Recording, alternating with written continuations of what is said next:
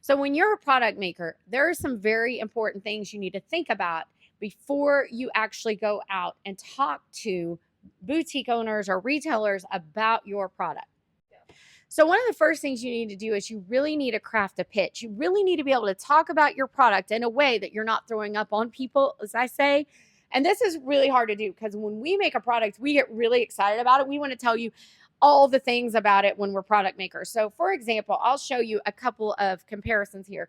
So, this is 5 Acres Candles. She's out of Wellston, Oklahoma. And her brand story is she kind of started as like a home based business in her kitchen. If you see her out, now she has this full product line, like she's got all the area to home.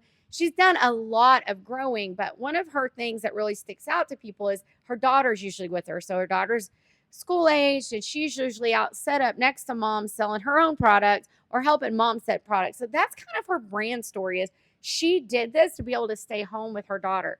And what a great brand story. And that resonates with people. So let's go over here and look at another candle. So this is actually our signature fragrance line that we use here. It's our very own creation. So it is our soy-based waxwick glitter candle, right? So this is called Rhinestones and Grit. So Rhinestones and Grit is the name of the brand. Unleash the sparkle, embrace the strength is our slogan. And so you can see it's kind of a bougie candle, but it smells wonderful. And it kind of appeals to our brand or our. So if you compare 5 Acres candle to the Rhinestones and Grit candle, which is our signature line here in the store, our story is completely different. Our brand story is we were using this in our store, right? And it was really appealing to people.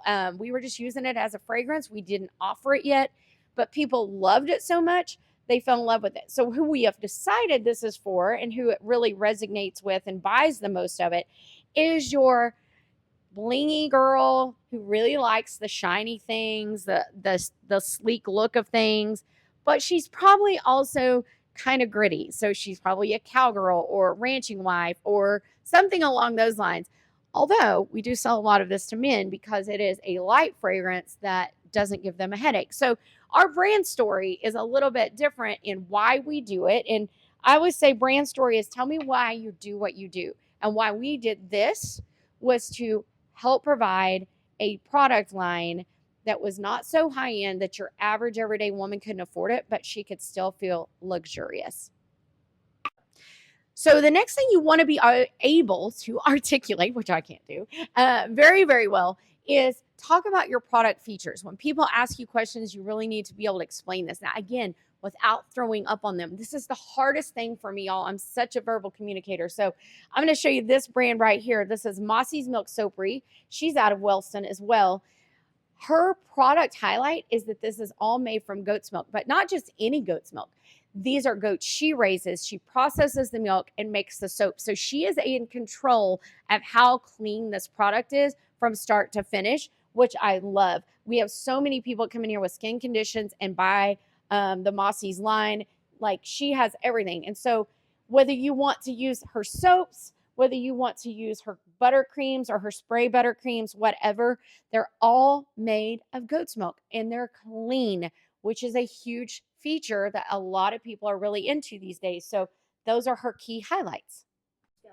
Okay, third thing you really have to have figured out for you to talk to people about your product is your wholesale pricing. So I'll use C&S Crafty Cottage right now. I'll use this product as an example. This is their car freshies. So they would want to know, okay, we're going to sell you 12 of these, 24 of these, because what they do is so custom.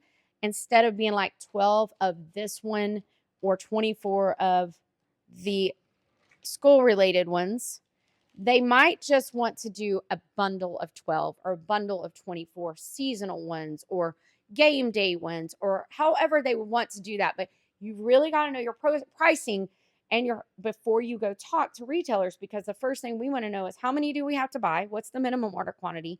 And how much is it going to cost me? Then, more importantly, we want to know what's our profit margin on that said product. Okay, the last thing you want to make sure that you got that you got figured out, girl, is you want to make sure that you have your terms figured out for wholesaling. Why is this important? Because as a retailer, when I go look at your website and I get ready to order said product, I want to know how long is it going to take me to get them? What is my MOQ? All the details that we just talked about. But the terms may need to break down a little further. And terms get so all over the place. This will not be a comprehensive segment of this video. I'll try to break that down in a different video later. But so let's say Sweet Temptations knows that she runs a fresh batch every 3 to 4 weeks of wholesale orders. Her terms would say probably 4 to 6 weeks for delivery because she just wants to make sure that she under promises, over delivers to her wholesale customers. But also she knows that her wholesale customers need to know when it's coming so they can clear out a section of the store for it, right? Okay, besides lead times, the other things you want in your terms is your shipping terms. What happens if said product gets lost? What happens if said product gets damaged? Who's responsible? How are you taking care of that? As a retailer, I want to know those things so I'll know what to expect from you should something happen to my order. And then the last thing you really want to have defined is your payment terms. Are you half down, half on delivery? Are you payment in full? If you use okiemarket.com and those buyers, if you list all your wholesale products on there, those buyers are paying in full for your product. So that needs to be listed in your okiemarket.com account. But that could be different from your individual wholesale buyers that have been buying from you forever, right? I would just say I try to get it very nice, smooth, and consistent because then it's less confusing later on, all right? And so sometimes you're going to have wholesale buyers that you've had since you like very first started that just kind of need to be brought up to the new standard and ways that you do things. So one of the things that was pointed out to me just a minute ago is I use this term a lot, under promise, over deliver. I'll do a whole video on that so that you all know exactly what I mean. And I'll give you some examples of ways as a wholesaler that you can appeal to retailers by under promising, over delivering. All right, that's all I got for you today. I hope this was helpful. Leave in the comments if you've got questions about anything specifically related to wholesale, or if you're a retailer and you have questions, drop those in the comments. Make sure you like this channel, subscribe, and follow for more. Love ya. Mwah.